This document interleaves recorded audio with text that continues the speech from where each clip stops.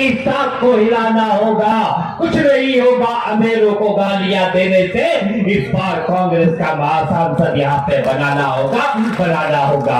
मैं इस बात को इसलिए कह रहा हूँ, इस देश के गरीबों किसानों एकत्रित हो जाओ, इस देश के मजदूरों एकत्रित हो जाओ, इस देश के संविधान को बचाने के लिए एकत्रित हो जाओ। क्योंकि हमने सरकारों को देखा होगा कि आज तक जनता सरकार से प्यार करती थी तो सरकार को प्यार करने का काम करती थी। हमने सरकार से प्यार करती हुई जनता को भी देखा है, हमने सरकार से कहीं ना कहीं नफरत करती हुई जनता को भी देखा है। और पहली बार इस हिंदुस्तान में हो रहा है कि सरकार से डरती हुई जनता को भी हम देख रहे हैं, सरकार से डरती हुई जनता को देख रहे हैं। मेरा यह निवेदन है, ये चंबल की वो पावन भूमि है, वो वीरों की भूमि है, कभी डरने का काम नहीं करा। और जब निकलते हैं तो एक शेर मुझे याद आता है कि ये तीर सिपाही और घोड़े, ये तीर सिपाही और घोड़े सब घाट धरे रह जाएंगे।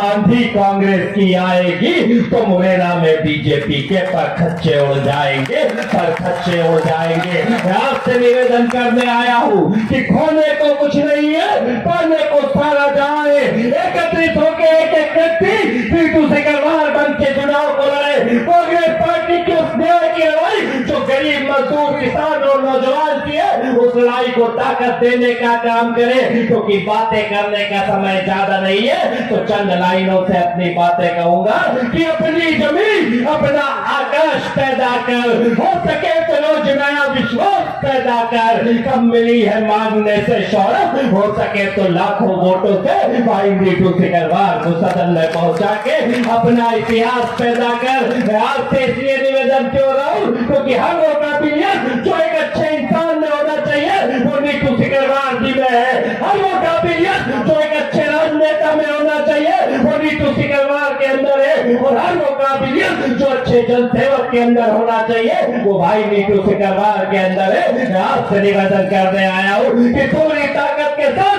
एकत्रित होकर इस चुनाव को लड़े।